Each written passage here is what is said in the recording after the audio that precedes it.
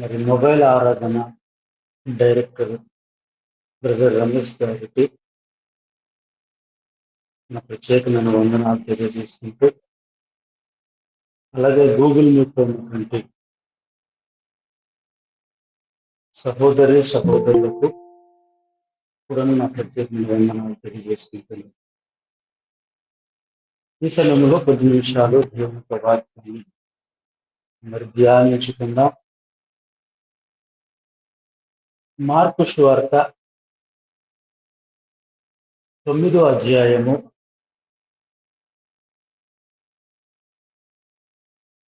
కొన్ని 17 నుండి కొన్ని మాటలు మనం చదువుకుందాం.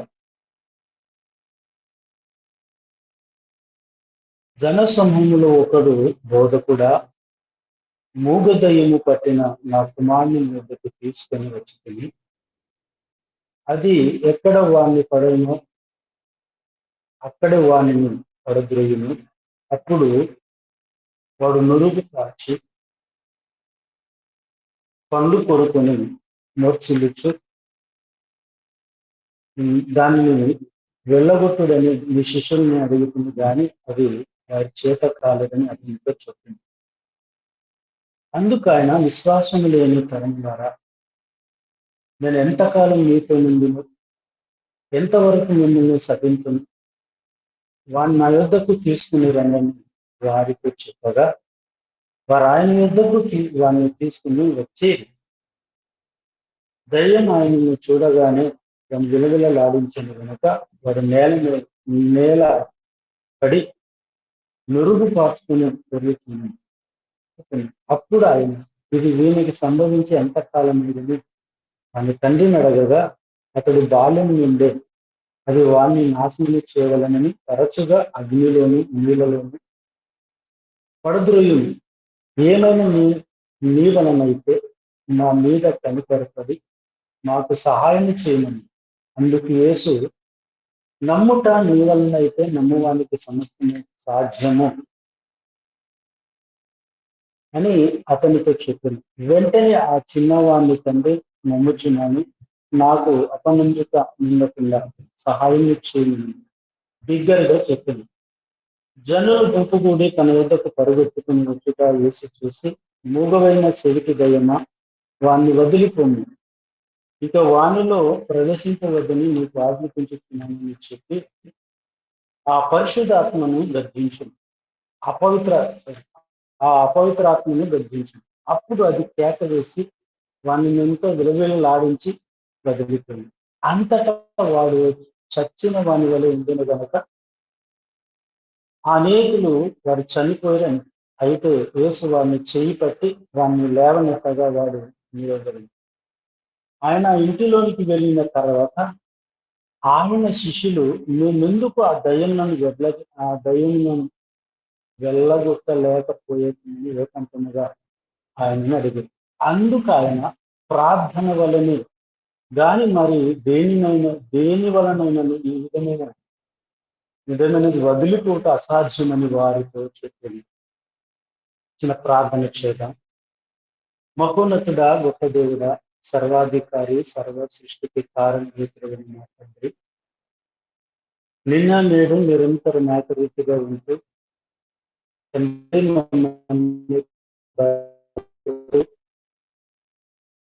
ముందుకు నడిపిస్తున్న రీతిని బట్టి మీకు స్తోత్రాలు తండ్రి. ఈ యొక్క దినాన్న ఉదయకాలపు వేళ మొబైల్ ఆరాధన ద్వారా నాయన మరి చేరి కూడి ప్రార్థించుటకుని, మీ వాక్యాన్ని ధ్యానించుటకుని నాకు ఇచ్చిన సమయాన్ని బట్టి మీ స్థితిని చెల్లిస్తున్నాం. అయ్యా, చదవబడిన లేఖనం ద్వారా నాతో మాట్లాడండి. అల్పుడని, భిన్నుడని, నిష్ప్రయోజకుడని తండ్రి, నన్ను మరుగుపరిచి మీ ఆత్మ నడిపింపుని అనుగ్రహించున్నది. వినగలిగే చెవులను గ్రహించేటువంటి మనసు నాకు దయచేయండి. ఎంత మాత్రము నా స్వబుద్ధిని ఆధారము చేసి కనుక మీ ఆత్మ నడిపింపును అనుగ్రహించింది. ప్రభువును మా రక్షకుడైన యేసుక్రీస్తు నామములో ప్రార్థించి వేడుకుంటున్నాను తండ్రి, ఆమేన్. ప్రభునందు ప్రియమైనటువంటి సహోదరులారా, ఇక్కడ మనకి ఈ లేఖన భాగం మనకు అందరికీ తెలిసినటువంటి లేఖన భాగం. అయితే మరి దేవుడు ప్రేరేపించాడు గనక మరి ఈ మాటలు మనం చూసినట్లయితే 29వ వాక్యంలో చూస్తే అందుకాయన ప్రార్థన వలనే గాని మరి దేని వలనైనను ఈ విధమైన వదిలిపోవుట అసాధ్యమని వారితో చెప్పింది. ఇక్కడ ప్రార్థన అనేటువంటి ప్రార్థన వలనే అనేటువంటి పుట్టుమార్కులు రెండు కిందన మనం చూస్తే ఉపవాసము వలన. అయితే ఈరోజు మనము ఉపవాసము ఉండు విధానము గురించి మనము కొన్ని నిమిషాలు ధ్యానించుకుందాం. ఇక్కడ ఇక్కడ మనం గమనించినట్లయితే ఉపవాసము వలనే అని దేవుని యొక్క వాక్యం సెలవిస్తుంది. అయితే ప్రభునందు ప్రేమైనటువంటి సహోదరి సహోదరులారా, ఉపవాసము చాలా ప్రాముఖ్యము. మనకు పరిశుద్ధ గ్రంథంలో అనేకులు ఉపవాసం నుండి మరి ఉపవాసం ద్వారా అద్భుతమైన కార్యాలు ఎన్నో విజయాలు పొందినట్టు మనం చూస్తూ ఉన్నాం. అయితే ఇక్కడ కూడా వాస్తవానికి ఇక్కడ మనకు అందరికీ తెలుసు, మనం చదివినట్టు లేఖనాన్ని మనం పరిశీలన చేస్తే బాల్యము నుండి మరొక బాలుడు అక్కడ మనం చూస్తున్నాము. ఆయన చూడండి, ఒక్కసారి మనం చూస్తే 20వ వాక్యంలో చూస్తే వారి అద్దకు తీసుకొని వచ్చి దయ్యములు ఆయన చూడగానే వారిని విలవిల్లలాడించేది గనక వారు నేల మీద మెరుగు కాచుకొని పొరుగుతుంది. అప్పుడు ఆయన ఇది వీనికి సంభవించి ఎంతకాలం అయిందని వాని తండ్రిని అడగగా అతడు బాల్యము నుండే అని చెప్తున్నాడు. అంటే బాల్యము నుండి ఈ రీతిగా ఆ దయ్యాన్ని ఆయన పట్టి మరి పీడిస్తున్నటువంటి పరిస్థితి మనం చూస్తున్నాం. అయితే ఇటువంటిది పోవాలి అనుకుంటే అందుకే శిష్యులు ఏకాంతంగా మరి ప్రభు దగ్గరికి వెళ్ళినప్పుడు ప్రభుని యేసుక్రీస్తు వారు అంటున్నారు, మేము ఎందుకు ఇది పోగొట్టుకోలేక అంటే ఈ యొక్క మరి దయ్యాన్ని ఎందుకు వెళ్ళగొట్టలేకపోయామని శిష్యులు ప్రభుని అడగగా అందుకు ఆయన ప్రభు అంటున్నాడు, అందుకు ఆయన ప్రార్థన వలనే కానీ మరి దేని వలనైనా ఈ విధమైనది వదిలిపోతే అసాధ్యమని అక్కడ ప్రార్థనలు అంటే ఉపవాసము. అయితే ప్రభునందు ప్రేమినటువంటి సహోదరి సహోదరులారా, ఉపవాసం వల్లనే అని దేవుని యొక్క వాక్యం సెలవిస్తుంది. అయితే ఈ దినాల్లో మనం ఒకసారి ఆలోచన చేయగా మరి మనకు తెలుసు ఈ సీజన్ లో మరి సంఘాల్లో జరుగుతుంది ఉపవాస ప్రార్థనలు మనం చూస్తున్నాం. అయితే ఇక్కడ పరిశుద్ధ గ్రంథములో కూడా మరి ఉపవాసం ఉన్నటువంటి అనేక సందర్భాలు అనేక దైవజనులు ప్రవక్తలు ఉన్నట్టు మనకు తెలుసు. అయితే ఒకసారి మనం గమనించినట్లయితే పౌలు కూడాను ఒక మాట అంటాడు. పౌలు కూడాను 2వ కొరింథీ పత్రిక, అపోస్తలుడు పౌలు రాసిన 2వ కొరింథీ పత్రిక 11వ అధ్యాయము 27వ వాక్యంలో అపోస్తలుడు పౌలు గారు ఒక మాట అంటారు.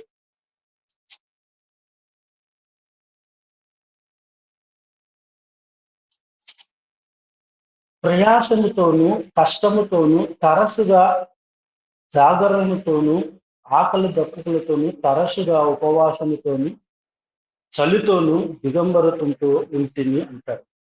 ఇక్కడ అపోస్తలుడు పౌలు గారు కూడా ఏమంటున్నాడంటే తరచుగా నేను ఉపవాసముతో ఉండేవాడిని అంటున్నాడు. ఇంకొక మాట మనం చూసినట్లయితే లూకాసు వార్త 2వ అధ్యాయము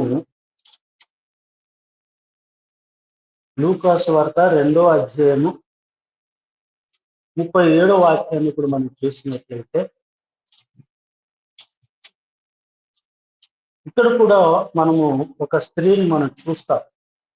2వ అధ్యాయము 37వ వాక్యాన్ని మనం చూసినట్లయితే 74 సంవత్సరాలు విధవరులై ఉండి దేవాలయం విడవక ఉపవాస ప్రార్థనలు రేయింబగలు సేవ చేయుచుండెను అంటున్నాడు. అపోస్తలుడైన పౌలు గారు కూడా తరచుగా మేము ఉపవాసం ఉంటూ ఉన్నాము అంటున్నాడు. ఇక్కడ కూడా ఒక విధవరాలు ఇక్కడ మనం చూస్తే 84 సంవత్సరములు ఎనుబది 84 సంవత్సరాలు విధవరులైండి దేవాలయంలో విడువక ఉపవాస ప్రార్థనలకు ఉండేది. మరి అనేకులు మనం చూస్తున్నాం. అయితే ప్రభునందు ప్రియమైనటువంటి సహోదరి సోదరులారా, అపోస్తలుడైన పౌలు గారు తరచుగా నేను ఉపవాసం ఉంటున్నాను అంటున్నాడు. ఇక్కడ ఇక్కడ ఈ యొక్క సహోదరి గురించి మనం చూసినట్లయితే ఈమె కూడా మరి దేవుని సన్నిధిలో మరి విడువక దేవాలయంలో ఉపవాసం ఉన్నట్టు మనం చూస్తున్నాం. ఉపవాసము ప్రాముఖ్యత గురించి, లేకపోతే ఉపవాసం యొక్క విధానం ఏమిటి అనే గురించి మనం 10 నిమిషాలు ధ్యానించుకుందాం. ఉపవాసం ఉంది విధానం. మనం ఉపవాసం ఎలా ఉండాలి? ఇక్కడ పరిశుద్ధ గ్రంథంలో ఉపవాసం వలన అనేక మేలులు, అనేక అద్భుతాలు మరి పరిశుద్ధ గ్రంథంలో మనం చూస్తున్నాం. అయితే ఈ దినాన మనం చూస్తున్నాము అపోస్తలుడు పౌలు గారు తరచుగా ఉపవాసం ఉన్నట్టు మనం చూస్తున్నాము. ఇక్కడ మరి సహోదరి కూడా విడువక దేవాలయంలో విడువక ఉపవాసం ఉన్నట్టు మనం చూస్తున్నాం. అయితే ఉపవాసం ఎలా ఉండాలి? ఉపవాసం నుండి విధానం ఏమిటి అనే గురించి కొన్ని నిమిషాలు మనం చూద్దాం. చూడండి, మొదటి మనము చూసినట్లయితే ఉపవాసము ఉండి విధానం గురించి మనం చూసినట్లయితే మత్తయి సువార్త మనకందరికి తెలిసినటువంటి లేఖన భాగమే. మత్తయి సువార్త 6వ అధ్యాయము మరి 16, 17 వాక్యములు మనం చదివినట్లయితే, మీరు ఉపవాసము చేయనప్పుడు వేషధారుల వలె దుఃఖముఖులై ఉండకుడి. తాము ఉపవాసము చేయుచున్నట్లు మనుషులకు కనబడవలని వారు తమ ముఖమును వికారము చేస్తుందిరు. వారు తమ ఫలమును పొంది ఉన్నారని నిశ్చయముగా మీతో చెప్పుతున్నాను.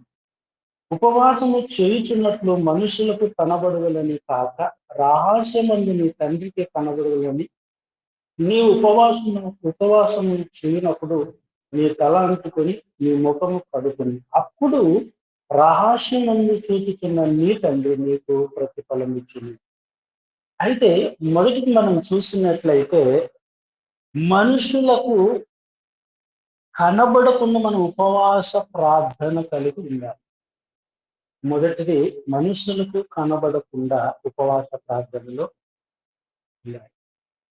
ప్రభునందు మీరు ప్రియ సహోదరి సోదరులారా, ఈరోజు దేవుని యొక్క వాక్యము మనుషులకు కనబడవలని కాక అంటున్నాడు. కానీ మనం ఎక్కువగా ఫోకస్ ఏం చేస్తూ ఉన్నాము అంటే, ఎక్కువగా మనుషులు కనిపించాలి, మనుషులకు వినబడాలి, మనుషులకు తెలియాలి నేను చేస్తున్నటువంటి ఉపవాసం. నేను ఇన్ని దినాలు ఉపవాసం ఉంటున్నాను, ఎన్ని దినాలు ఉపవాసంతో ఉన్నాను అని మనము మనస్సులకు తెలియజేస్తూ ఉంటాం కొన్నిసార్లు. ఈరోజు మరి ఒక్కసారి ఆలోచన చేద్దాం. ఈరోజు మనం చూస్తూ ఉన్నాము కదా, పరిస్థితి మనం గమనించినట్లయితే మనుషులకు కనబడాలని ఎక్కువగా మనం ఏం చేస్తున్నామంటే ఇది స్ప్రెడ్ చేస్తున్నటువంటి పరిస్థితి మనం చూస్తున్నాం. కానీ దేవుని వాక్యము సాక్షాత్తుగా ప్రభునటువంటి యేసుక్రీస్తుని మనం చూస్తూ ఉన్నట్లయితే ఈ సందర్భంలో పైన ఉన్నటువంటి వాక్యం మనం చూస్తే మనం చూస్తాం. కానీ ఇక్కడ మనం చూసినట్లయితే ఏమంటున్నది, ఉపవాసము చేయుచున్నట్లు మనుషులకు కనబడవననే కాక రహస్యమందు మీ తండ్రికి కనబడాలి.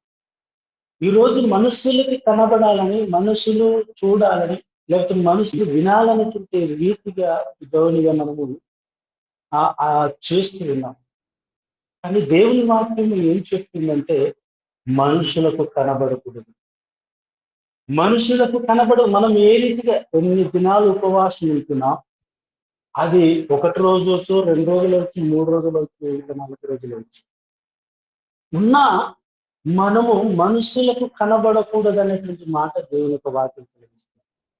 మరి దేవుడు చెప్పినప్పుడు మనుషులకు కనబడకూడదు అని దేవుడు చెప్తూ ఉన్నప్పుడు మనం మనుషులను కనిపించాలి, మనుషులు కనబడాలనేటువంటి రీతికి మనం చేస్తూ ఉన్నాం. అందుకే దేవుని యొక్క వాక్యం ఏం చెప్తుందంటే, మీరు ఉపవాసము చేస్తున్నప్పుడు వేషధారులను దుఃఖముఖులై ఉండకూడదు. తను ఉపవాసము చేయుచున్నట్లు మనుషులకు కనబడవలనని వారు తమ ముఖమును వికారం చేసుకుందరు. వారు తమ ఫలము పొంది ఉన్నారని నిశ్చయముగా మీతో చెప్తున్నారు. మనం ఉపవాసం ఉన్నప్పుడు మనకు మేలు జరగాలి. ఏ విషయంలో మనం ఉపవాసం చేయాలనుకుంటున్నామో, ఏ విషయంలో ఉపవాసం ఉండాలనుకుంటున్నాము, ఏ నిమిత్తం మనం ఉపవాసం చేయాలనుకుంటున్నాము, వాటి కొరకు మనం వాటిని పొందుకోవాలి. వాటిని మనము పొందుకోవాలి అనుకుంటే మనం మనుషులను కనబడవలని, లేకపోతే మనుషులను సంతోష పెట్టాలని మనం కాదు. అందుకే అంటున్నాడు. మరి ఇక్కడ మనం చూసినట్లయితే మీరు ఉపవాసం చేయనప్పుడు వేషధారుల వలె దుఃఖముఖులై ఉండకూడదు. వేషధారుల వలె. మరి ప్రభునందు ప్రేమైనటువంటి సహోదరి సోదరా, ఒక్కసారి మనం పరిశీలన చేద్దాం. మనము చేస్తున్నటువంటి ఉపవాసం మనుషులకు కనబడగలనా, లేకపోతే మనుషులను సంతోష పెట్టాలనా, లేకపోతే మనుషుల దగ్గర మనం మెప్పించుకుందామనా, మనుషులు అమ్మో 40 days లేకపోతే 50 days లేకపోతే 60 days ఈ ప్రేయర్ లో ఉంటున్నారు, ఫాస్టింగ్ ప్రేయర్లు ఉపవాస ప్రార్థనలో ఉంటున్నారని వారి దగ్గర మనం మెప్పులు పొందాలనుకున్నా, మనుషులు మెప్పు కొరకు మనం చేయకూడదు. మనుషుల్ని సంతోష పెట్టాలని, మనుషులను ఆనందపరచాలని, లేకపోతే మనుషుల దగ్గర నేను ఇంత ప్రార్థన చేయగలుగుతున్నాను, నేను ఇంత ఉపవాసం ఉండగలుగుతున్నాను అని మనుషుల ఎదుట మనం కనపరచుకోకుండా దేవుడు అందుకే అంటున్నాడు, మీరు ఉపవాసము చేయుచున్నట్లు మనుషులకు కనబడవలన కాక రహస్యమందున నీ తండ్రికి కనబడవలనని నీ ఉపవాసము అక్కడ మనం చూస్తాం. ఉపవాసం చేయనప్పుడు నీ తలాంటి పని నీ ముఖము కడుకొని అప్పుడు రహస్యమందు చూచుతున్న నీ తండ్రి నీకు ప్రతిఫలం ఇచ్చును. మనం ఇంత ప్రయాసపడి రాత్రి పగలు ఆహారం తీసుకుని మంచినీళ్ళు తీసుకుండా మన ఉపవాసం ఉండి మరి దేవునికి కనబడాలని మనం చేయకపోతే ఆ ఉపవాసం ఇక్కడ అందుకు అంటున్నది మరి దేవుని దృష్టికి ఇష్టమైనది కాదు. ప్రభునందు ప్రియమైనటువంటి సహోదరి సోదరులారా, ఒక్కసారి ఆలోచించాను.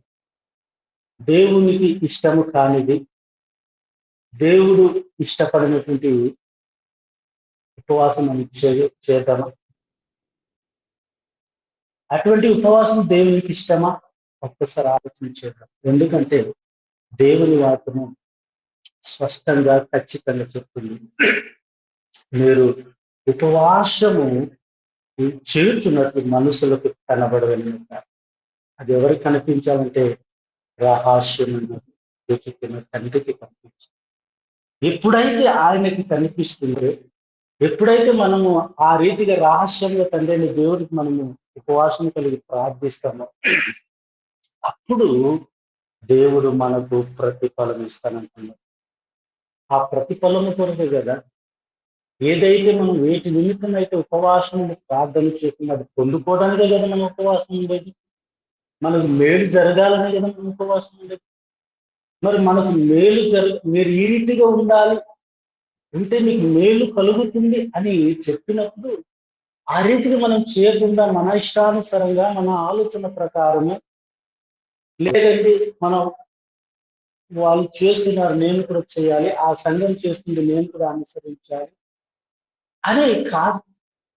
దేవుని వాక్యం ఏమి చెప్తుందో, దేవుని వాక్యం ఏమి తెలియజేస్తుందో అదే రీతిగా మనం చేసినప్పుడు దేవుడు మనకి ఏమి ఇస్తాడంటే ప్రతిఫలం దేవుడు ఇస్తాడు. మరి ఒక్కసారి ఆలోచన చేద్దాం, మనం ప్రతిఫలం పొందేటువంటి ఉపవాసం మనం కలిగి ఉండాలా? ప్రతిఫలం పొందేటువంటి ఆ ఉపవాసం మనం కలిగి ఉంటే దేవుడు ఎంతో సంతోషపడతాడు. కాబట్టి ఇక్కడ దేవుని యొక్క వాక్యం స్పష్టంగా ఏం తెలియజేస్తుంది, మీరు ఉపవాసం చేయనప్పుడు మనుషులకు కనబడవలని కాక రహస్యమందు మీ తండ్రికి కనబడవలని మంచిగా.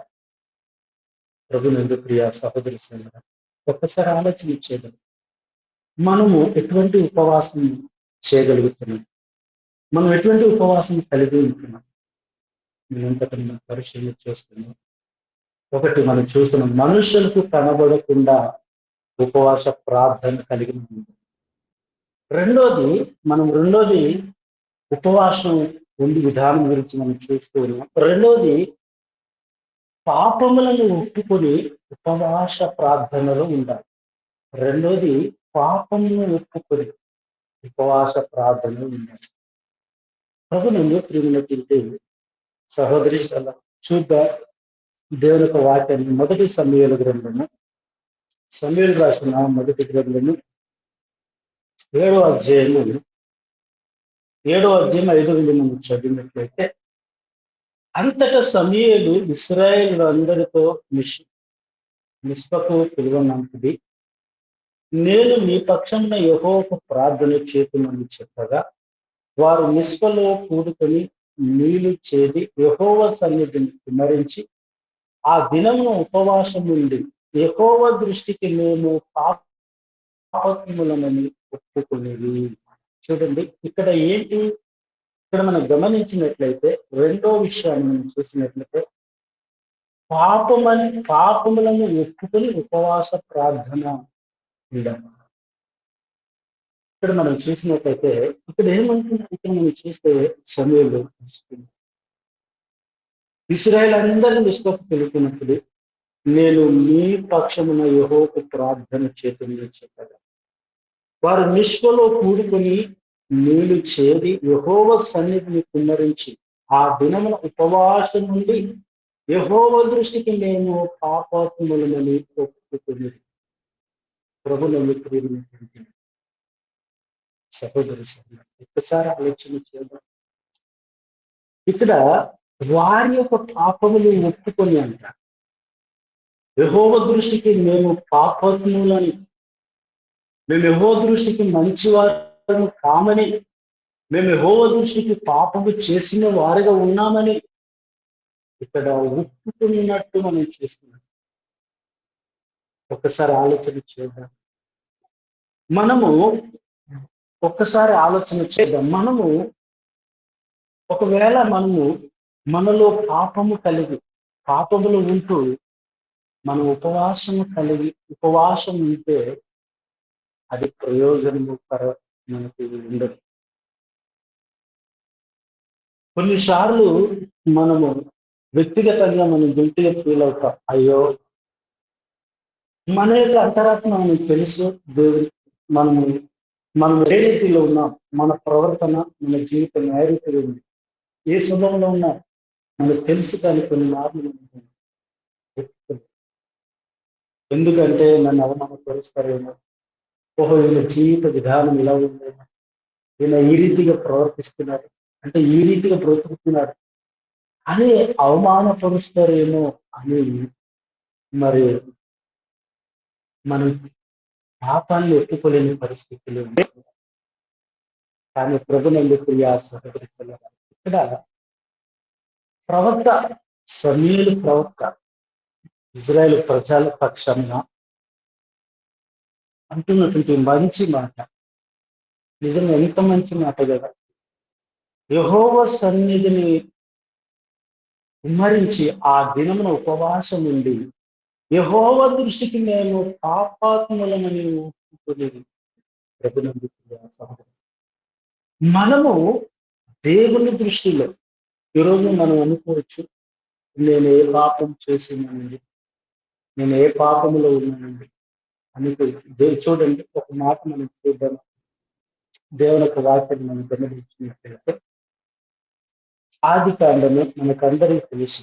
ఆది కాండము రెండో అధ్యాయము మరి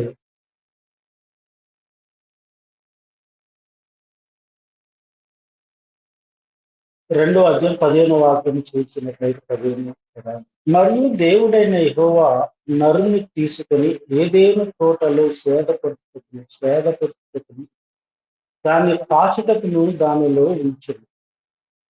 మరియు దేవుడైన యెహోవా ఈ తోటలో ఉన్న ప్రతి వృక్ష ఫలమును నీవు నిర్భయంకరముగా తినవచ్చును, అయితే మంచి చెడులు తెలుగునిచ్చే వృక్ష ఫలమును తినకూడదు, నువ్వు వాటిని తిను దినమున నిశ్చయముగా చచ్చెదవని ఉన్నారు ఆజ్ఞాపించు. ఇక్కడ ఈ విషయం మనకందరికి తెలుసు. దేవుడు మరి ఆదామును చేశాడు. ఆదామును చేసి ఏదేను అనే తోటలో ఆదాముని కాయుటకుని సేదపరుచుటకుని అక్కడ పెట్టాడు. ఆయనకు అనుకున్న మాట మనం చూస్తే, నువ్వు నిర్భయంతరముగా ఈ చెట్టు పనులని తినవచ్చు, కానీ మంచి చెడులు తెలివినిచ్చు వృక్ష ఫలము ఇచ్చినప్పుడు నువ్వు తిను దినమున నిశ్చయముగా నువ్వు చచ్చదవు అని దేవుడు మరి ఆజ్ఞాపించాడు. కానీ ఆదాము ఏమైపోయాడు చూడండి, మూడో అధ్యాయము 6వ వాక్యంలో వచ్చినట్లయితే, స్త్రీ ఆ వృక్ష ఫలము ఆహారమునకు మంచిదని, కన్నులకు అందమైనదని, వివేకమిచ్చు రమ్యమైనదని ఉండుట చూసినప్పుడు ఆమె దాని ఫలములలో కొన్ని తీసుకొని తిని తనతో పాటు తన భర్తకు ఇచ్చెను. అతడు కూడా తిని. ఎప్పుడైతే ఇక్కడ మనం గమనించినట్లయితే దేవుని యొక్క వాక్యం మనం చూస్తే ఆజ్ఞను అతిక్రమించాడు. ఆదాముకు దేవుడు చెప్పాడు, నువ్వు అన్ని పనులు తినవచ్చు, నిర్భయముగా తినవచ్చు, కానీ ఈ మంచి చెడులు తెలివినిచ్చు వృక్షఫలం తినకూడదు, నువ్వు తిను దినమున నిశ్చయముగా చచ్చేదవని అన్నప్పుడు ఈ మాట మరి విన. కానీ వీళ్ళేమైపోయాడంటే వెంటనే ఆ మాట వినకుండా తన భార్య అయిన సారా ఇచ్చినప్పుడు తినేసి, అప్పటికైనా ఆయనకు అయ్యో దేవుడు అన్నాడు అన్ని పళ్ళు తినవచ్చు కానీ ఈ పళ్ళు తినవద్దు అన్నాడు, మరి వద్దు నేను తినను అని చెప్పాను. కానీ తన భార్య అయినటువంటి సారా తీసుకొచ్చినప్పుడు ఆయన కూడా తీసుకొచ్చినటువంటి విషయం అంటే అప్పుడే ఏమైంది, తిన్నప్పుడే పాపం కాదు. ఎప్పుడైతే అది దేవుని మాటను అతిక్రమించారు, దేవుని మాట అవిధేయత చూపించారో వెంటనే వారు పాపంలో అయిపోయారు. అందుకే ఇక్కడ మనం చూసినట్లయితే చూడండి, ఇంకొక మాట మనం చూసినట్లయితే మొదటి యోహాను పత్రిక పత్రికలో మనం చూసినట్లయితే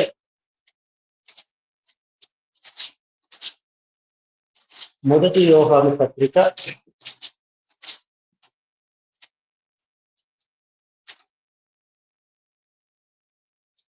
3వ అధ్యాయము 4వ వాక్యంలో మనం చూసే మంచి మాట రాయబడి ఉంటుంది.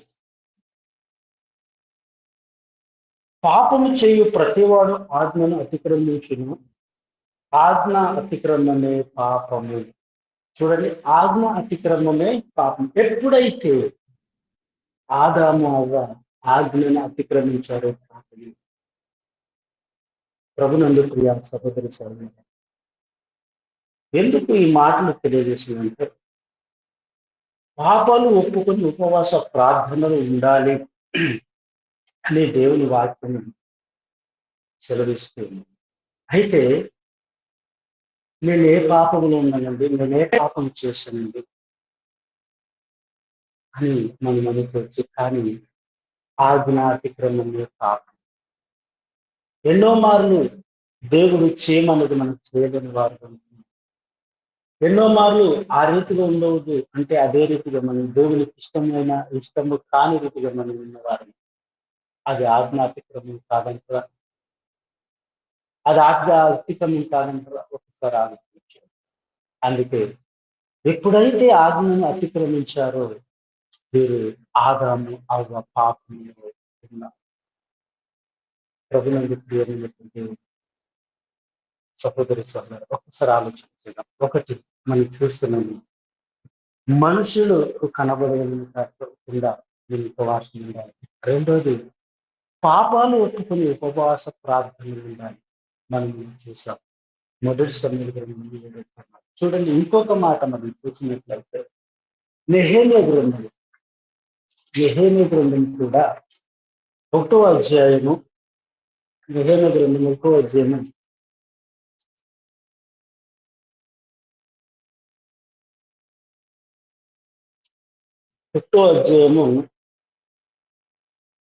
6 నుండి మనం చూసినట్లయితే, నీవు చెవి ఉండి నేత్రములను తెరిచి నీ సన్నిధిని దివారాత్రులు నీ దాసున్న ఇశ్రాయేలు పక్షమున నేను చెయ్యి ప్రార్థన అంగీకరించును.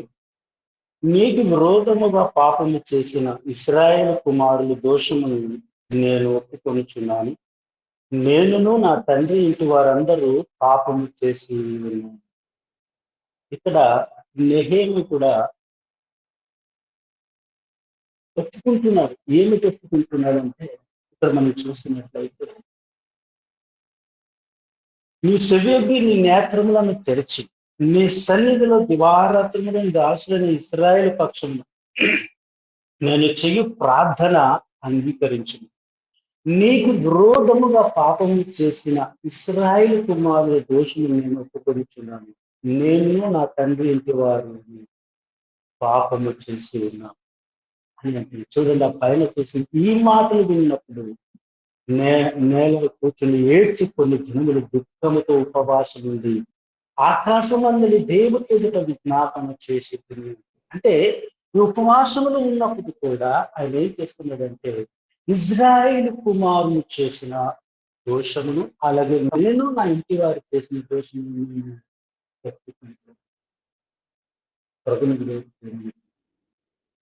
సహోదరి సహోదర, మనం ఈ రీతిగా మన పాపాలను మనం ఎత్తుకున్నాం. ఈ రీతిగా ఇక్కడ మనం చూస్తే సమయలు ఒప్పుకున్నాడు, అలాగే నెహేము కూడా ఒప్పుకున్నట్టు మనం చూస్తాం. నేను నేను నా తండ్రి ద్వారా పాపం చేసి ఒక్కసారి ఆలోచించి మనము పాపాలను ఒప్పుకోకుండా మన ఉపవాస ప్రార్థన ఎందుకంటే ఇక్కడ మనం చూస్తూ ఉన్నాం, వీళ్ళు ఎప్పుడైతే ఉపవాసం నుండి తన పాపాలకు వారు చేసినటువంటి తప్పులను ఒప్పుకున్నారు, అయ్యో మేము ఈ రీతిగా జీవించాం, మేము ఈ రీతిగా ప్రవర్తించాం, మేము ఈ రీతిగా నడుచుకున్నాం, మమ్మల్ని క్షమించు అని దేవుని శబ్దంలో ప్రార్థించారు, ప్రార్థించారు. అక్కడ మనం అనేకమైనటువంటి అద్భుత కార్యాలు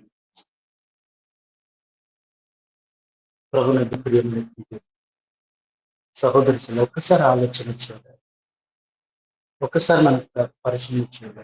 ఇక్కడ మనం చూసి మూడోది మనం చూస్తే విడిచిపెట్టి ఉపవాస ప్రార్థనలు ఉన్నాయి. విడిచిపెట్టి మూడోది విడిచిపెట్టి. చూడండి, మనకందరికి తెలిసినటువంటి లేఖనం కాదు, యెషయా గ్రంథము 58వ అధ్యాయము, యెషయా గ్రంథము 58వ అధ్యాయము మరి 3-4 వాక్యాలు చదువుతాం.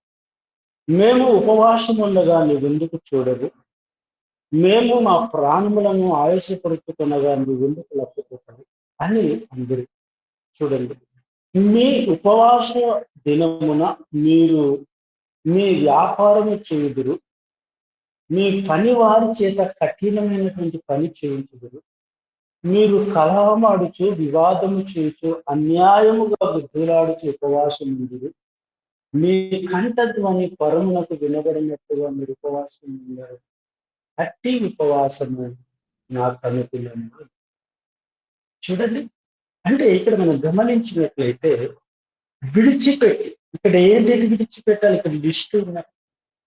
ఇక్కడ మనం చదివితే ఇక్కడ లిస్టు, మీరు ఉపవాస దినమున మీరు మీ వ్యాపారం చేయదు, మీ పని వారి చేత కఠినమైనటువంటి పని చేయదు, మీరు కలహమాడుచు వివాదము చేయొచ్చు అన్యాయము బుద్ధులాడుచుకోవాలి. ఇటువంటి అన్ని కలిగి మనం ఉపవాసం చేస్తున్నప్పుడు మరి అందుకే పైన వాక్యం తెలియజేస్తుంది, 3 వాక్యం చెప్తే, మేము ఉపవాసం ఉండగా నువ్వెందుకు చూడవు, మేము మా ప్రాణములను ఆయాసపరుచుకునగా నువ్వెందుకు లక్ష్యపెట్టవు.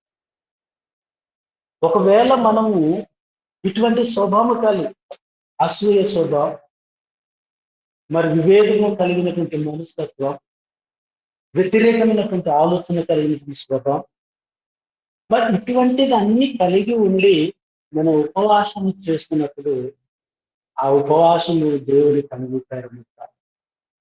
అందుకే ఇక్కడ నేను చెప్తుంటే దేవుని వాక్యం స్పష్టంగా చెప్తూ ఉంది, మేము ఉపవాసం చేయుచుండగా నువ్వెందుకు చూడవు, మేము మా ప్రాణములను ఆయాసపరుచుకునగా నువ్వెందుకు, మేము ప్రాణాలు ఆయాసపరుచుకుంటున్నాం. మేము ఉపవాసం ఉండి ఎంత బాధపడుతుంది, కానీ నువ్వు ఎందుకు ప్రార్థన చూడండి. ఇంకొక మాట మనం చూసినట్లయితే కీర్తనల గ్రంథము కీర్తనల గ్రంథము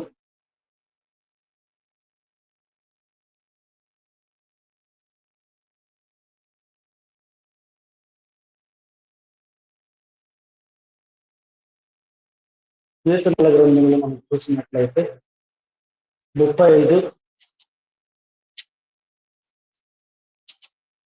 కీర్తనల గ్రంథము 35 కీర్తనల గ్రంథము 35 13లో మనం చూస్తే వారు వ్యాధితో ఉన్నప్పుడు గోనె పట్ట పట్టుకుంటుంది, ఉపవాసము చేత నా ప్రాణమును ఆయాసపరుచుకుంటుంది, అయినను నా ప్రార్థన నా ఎదలోనికి తిరిగి వచ్చింది. ఇక్కడ దావీదు కూడా ప్రార్థన చేస్తుంది. వారు వ్యాధిలో ఉన్నప్పుడు గోనెపట్ట కట్టుకొని ఉపవాసము చేత నా ప్రాణం ఆయాసపరుచుకుంటుంది, అయినను నా ప్రార్థన నా ఎదలోని తిరిగి వచ్చేది. ప్రభునందు ప్రియమైనటువంటి సహోదరులు, ఒకవేళ మరి ఏ రీతిగా మనము యెషయా గ్రంథం 58 ఈ 3-4 వాక్యాల్లో ఉన్నటువంటి జీవితం మనం కలిగి, ఇటువంటి పరిస్థితి మనం కలిగి మనం ఉపవాసం ఉంటే దావీదు వలె ప్రార్థన, నేను నా ప్రార్థన నా ఎదలోనే తిరిగి వచ్చి ఉన్నది. మనము కూడా ఒకవేళ ఇటువంటి స్వభావం కలిగి ఉంటే, ఉపవాసం కలిగి ఉంటే మన ప్రార్థన దావీదు వలె దావీదుకి ఏ రీతిగా అయితే తన ప్రార్థన ఉపవాస ప్రార్థన చేస్తూ ఉన్నాడు, కానీ చివరికి ఆ ప్రార్థన ఆయన దగ్గర అంటే అర్థం ఏమిటంటే జవాబు లేని ఉపవాసంతో ఆయాసపరుచుకున్నాను, గోనుపట్టు కట్టుకున్నాను, కానీ ఆ ప్రార్థన నా ఎదలో తిరిగి వచ్చాడు. ప్రభునందు ప్రియమైన సహోదరి, ఒక్కసారి మనం ఆలోచన అటువంటి ఉపవాసం మనం చేద్దాం. మనలో దేవునికి ఇష్టము కానిది, దేవునికి ఇష్టపడనిది విడిచిపెట్టకుండా మనము ఉపవాసం కలిగి ఉందాం, ఉపవాసం చేద్దాం ఒకసారి. కాబట్టి మూడోది మనం చూసినట్లయితే విడిచిపెట్టి ఉపవాస ప్రార్థనలు ఉండాలి. ఏటేటి విడిచిపెట్టాలో అదంతా మీకు తెలుసు. కాబట్టి మన ఆత్మ పరిశీలన మనం చేస్తున్నాం. అవును, నాలో ఏది విడిచిపెట్టవలసింది, నేను విడిచిపెట్టేది ఏమిటి, నాలో దేవునికి ఇష్టము కానిది ఏమిటి, దేవుడు ఇష్టపడనిది ఏమిలో నాలో ఉన్నాయి, వాటన్నిటిని విడిచిపెట్టి మనం ఉపవాసం ఉన్నప్పుడు దేవుడు ప్రార్థన చేయాలి. చూడండి, ఇంకొక మాట మనం చూసినట్లయితే, ఇంకో మాట మనం చూస్తే ఇర్మియా గ్రంథము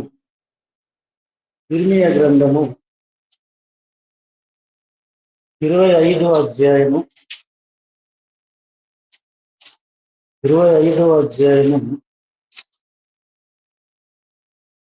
5వ వాక్యాన్ని మనం చూసినట్లయితే,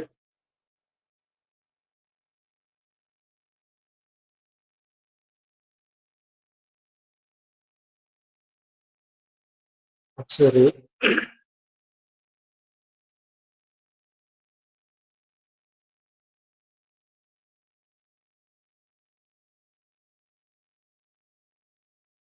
మీరు చేతి పని వలన నాకు కోపం పుట్టించుకున్నట్లు నేను మీకు ఏ బాధను కలగజేయకున్నట్లు అన్య దేవతలను అనుసరించుటయు, వాటిని పూజించుటయు, వాటిని నమస్కారము చేయుటయు మాని మీరందరూ మీ చెడ్డ మార్గని, మీ దుష్టక్రియలను విడిచిపెట్టి తిరిగిన యెడల యెహోవా మీకును మీ పితరులకు నిత్య నివాసంగా దయచేసిన దేశంలో మీరు నివసించరని చెప్పుట. ఇక్కడ మనం చేస్తాం ఏటేటి విడిచిపెట్టాలి, అవన్నీ చెడ్డ మార్గములను విడిచిపెట్టాలి, దేవునికి ఇష్టం లేనటువంటి మార్గాలు విడిచిపెట్టి మనం దేవుని వైపు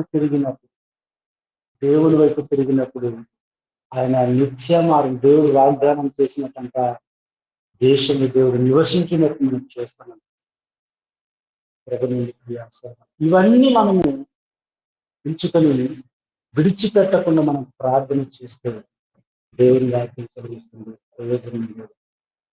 కాబట్టి విడిచిపెట్టేది ఏదైతే ఉందో అది విడిచిపెట్టి ఈ ఉపవాస ప్రార్థనలో ఉండాలని దేవుడు ఆశ. మరి 4 మాటలు చేయడం చెడు నడకలు మానుకొని ఉపవాస ప్రార్థన. చెడు నడకలు చూడండి, ఒకసారి మనం గమనించినట్లయితే యోన గ్రంథం యోన గ్రంథంలో మనం చూస్తే దేవుడు మరి ఆ నినివే పట్టణ పరిస్థితి మనకు అందరికీ తెలుసు. యోన గ్రంథం 1వ అధ్యాయం 2వ వాక్యములు మనం చూస్తే నినివే పట్టణస్థుల దోషము నా దృష్టికి ఘోరమాయను కనుక నీవు లేచి నినివే మహాపట్టణమునకు పోయి దాని దుర్గతి కలుగునని ప్రకటించు. ఏంటి ఆ నినివే పట్టణ పరిస్థితి ఏమిటి అని మనం చూస్తే నినివే పట్టణస్థుల దోషం నా దృష్టికి ఘోరముగా ప్రభునందు ప్రేమినటువంటి సహోదరి సోదరా, అక్కడ వారి యొక్క పరిస్థితి భయంకరమైన పరిస్థితి. అది ఆ పరిస్థితిని బట్టి దేవుడు ఏమనంటే నీ యోనను పంపించాడు. అంటే నువ్వు వెళ్ళు నినివే పట్టణానికి వెళ్ళు. ఎందుకు అంటే చూడండి 4వ అధ్యాయం 11వ వాక్యంలో ఉంటే అయితే 120,000 కంటే ఎక్కువైన కుడి ఎడమ ఎరగని జనము బహు పశువులు గల నినివే కాపురపు విషయంలో నేను విచారపడవద్దని ఇక్కడ ఇక్కడ మనం గమనించినట్లు ఎంతమంది అంటే 120,000 కంటే ఎక్కువ మంది నినివే పట్టణస్తుల పరిస్థితి ఎలా ఉందంట. మరి నినివే పట్టణస్తుల దోషము నా దృష్టికి బహు ఘోరం. అంటే వివరించండి, ఎందుకంటే సమయం అయిపోతుంది.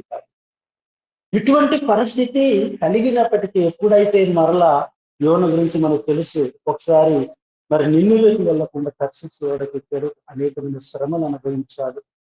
మరి మనకు అందరికీ అయితే మరొక మరి దేవుని ప్రత్యక్షమై పాదపక్షంలో మరల వెళ్ళాడు. అక్కడ వెళ్ళిన తర్వాత మనం చూద్దాము 3వ అధ్యాయం 5వ వాక్యంలో మనం చూస్తే నినివే పట్టణపు వారు దేవుని ఎదుట విశ్వాసం నుంచి ఉపవాసము సాటించి గనులేమి అలుపులేమి అందరూ గోనె పట్ట పట్టుకొని ఆ సంగతి నినివే రాజునకు వినబడినప్పుడు అతడు తన సింహాసనం మీద నుండి దిగి తన రాజవస్త్రములను తీసివేసి గోనె పట్ట పట్టుకుని బూడిదలో కూర్చుండెను. మరియు రాజైన తాను ఆయన మంత్రులను ఆజ్ఞేయుగా ఒకవేళ దేవుడు మనసు తిప్పుకొని పశ్చాత్తాపడై మనము లయము కాకుండా తన కోపగ్నిని చల్లార్చుకొని గనుక మనుషులు ఏమీ పుచ్చుకొనక కూడదు, పశువులు గాని ఎడ్లు గాని గొర్రెలు గాని మేత మేయకూడదు, మేలుకు రాబడుతుంది. మనుషులందరూ తన దుర్మార్గముని అంటే దుర్మార్గములను విడిచి తాము చేయు బలత్కారమును మాని వేసిన ఎడల మనుషులని పశులేని సమస్తము గోనెపట్ట కొట్టుకునగలను. జనులు మనస్పూర్వకంగా దేవుని వేడుకలను అవి దూతలు నినివే పట్టణంలో చాటించి ప్రకటన చేసి ఈ నినివే పట్టణము చెడుతనములను మానుకొనగా వారు చేయుచున్న క్రియలు దేవుడు చూసి పశ్చాత్తాపకుడై వారు చేయుదునని తాను మాట ఇచ్చిన కీడు చేయక మాని. ఇప్పుడు నీకు ఏమంటున్నాడంటే ఈ నినివే వారు తమ చెడు నడకలను మానుకొనగా. ఏం మానుకున్నారు? చెడు నడక. దేవునికి ఇష్టం లేనటువంటి జీవితం జీవించారు. వారి దృష్టి భయంకరంగా ఉన్నాయి. దేవుని దృష్టిలో వారు భయంకరమైన అంటే వారు చేసిన నినివే దోషము బహు ఘోరముగా ఉందట దేవుని దృష్టి. అటువంటి ప్రజలు ఆ నినివే పట్టణ ప్రజలు ఏమైపోయారంటే వారు ఉపవాసం ఉన్నప్పుడు వాటన్నిటిని విడిచిపెట్టి వాళ్ళప్పుడు అయ్యో మేము చెడుగా మేము ఈ రీతిగా ప్రవర్తించాం, మేము ఈ రీతిగా జీవించాం, ఈ రీతిగా ప్రవర్తించాం, ఈ రీతిగా నడుచుకున్నాం అని వారు చెడు నడకలను మానుకొని మరి వారు చేసిన చెడ్డ క్రియలను విడిచిపెట్టి మానుకొని వారు నడుచుకుని దేవుడు మరి వారి మీదకి రావాల్సిన నినివే పట్టణ ప్రజలకు రావాల్సిన కీడుని దేవుడు రాని కారణం ఏంటంటే వారు చెడు నడకలు మానుకొని ఉపవాసంలో ప్రభుత్వం సహకరిస్తారు. ఈ 4 విషయాలు మనం చూసాం. ఒకటి, మనుషులకు కనబడు ఉందో నిమిత్తం మనం ఉపవాసం కలిగింది. రెండోది పాపాలను ఒప్పుకొని ఉపవాస ప్రార్థన మనం ఉండాలి. మూడోది విడిచిపెట్టి ఉపవాస ప్రార్థన మనం ఉండాలి. నాలుగోది చెడు నడతలు మానుకుని ఉపవాస ప్రార్థన మనం ఉండాలి. ఈ నాలుగు మనం కలిగి ఉంటే మన ఉపవాస ప్రార్థన గొప్ప విజయాలను మనం పొందుకుంటాం. మరి అనేకులు పరిశుద్ధ గ్రంథాలు గొప్ప విజయాన్ని పొంది మరి ఆశీర్వదింపబడిన వారు, అనేక శాసనాలు తారుమారు మార్చబడ్డాయి, అద్భుతాలు జరిగాయి, గొప్ప విజయాన్ని పొందిన వారు ఎంతో మంది పరిశుద్ధ గ్రంథం. కాబట్టి మనం కూడా అటువంటి ఉపవాసం కలిగి జీవితం దేవుడి మాట వినికిలు ఆశీర్వదించి ఫలించుగాక. ప్రార్థన చేద్దాం. మమ్మల్ని మిక్కిలిగా ప్రేమించిన ప్రియాపరులకు తండ్రి, మీ ఉన్నతమైన శ్రేష్టమైన ఘనమైన నామాన్ని బట్టి మీకు స్తోత్రాలు. అయ్యా ఇంతవరకు నాయన ఇదిగో గూగుల్ మీట్ ద్వారా మొబైల్ ఆరాధన ఈ రీతిగా ఇంతవరకు ప్రారంభ ప్రార్థన మొదలుకు ఇంతవరకు వినిపించారు. ఇదిగో నాయన ఉపవాసం ఉండే విధానం గురించి కొన్ని విషయాలు స్థితిని చూపిస్తూ అయా మనుషులకి కనబడేదని కాకుండా అయా మా పాపాలను మేము ఎత్తుకొని ఉపవాసం ఉండినప్పుడు విడిచిపెట్టి ఉపవాస ప్రార్థనలు కలిగినప్పుడు అయా చెడు నడతలు మానుకొని మీరు ఉపవాసం ఉన్నప్పుడు నేను జీవించేటప్పుడు సాధించాను. అట్టి ఉపవాసం కనుక ప్రభావమైనటువంటి ఉపవాసం కలిగి బ్రతుకుటకు సహాయం అనుగ్రహించారు. ఇదిగో తండ్రి నాయన చేరిన ప్రతి ఒక్కరిని పేరు పేరున జ్ఞాపకం చేస్తాను. ఈ దినమంతా మీ ప్రార్థన భద్రత ఇచ్చింది.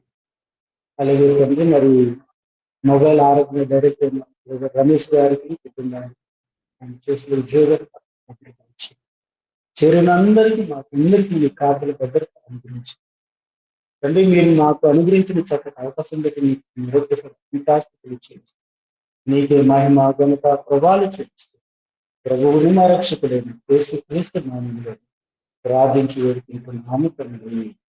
ఆమేన్. మన తండ్రి అయిన దేవుని ప్రేమ, ప్రభువును మన రక్షకుడైన యేసు క్రీస్తు వారి యొక్క కృప, పరిశుద్ధాత్మ నీళ్ళు సాహసం ఇప్పుడు నెలప్పుడు మొబైల్ ఆరాధనకు సదాకాలం తోడుండి నడిపించిన ఆమె